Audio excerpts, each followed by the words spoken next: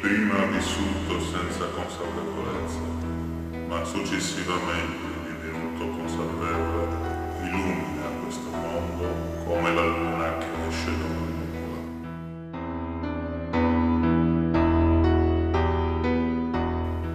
La notte ricopre col suo manto buio la città, il silenzio per le strade.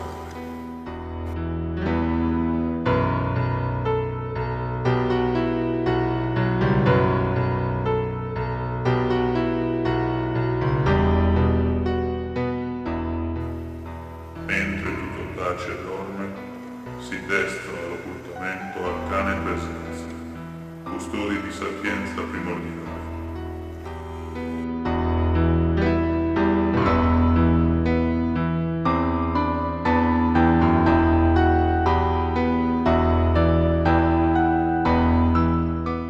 Scienza che va oltre soglie di ragione guidata dal cieco uomo d'Occidente.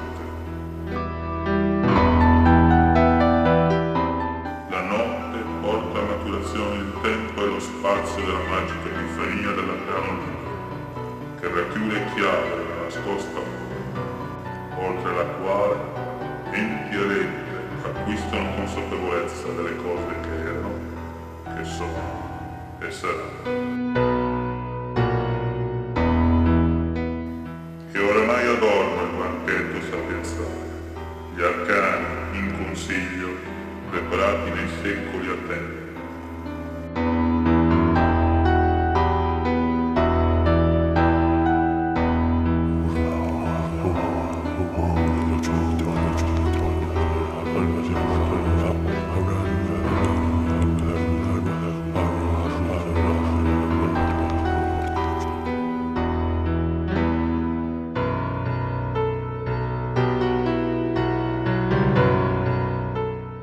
Il libro che era muto ora parla.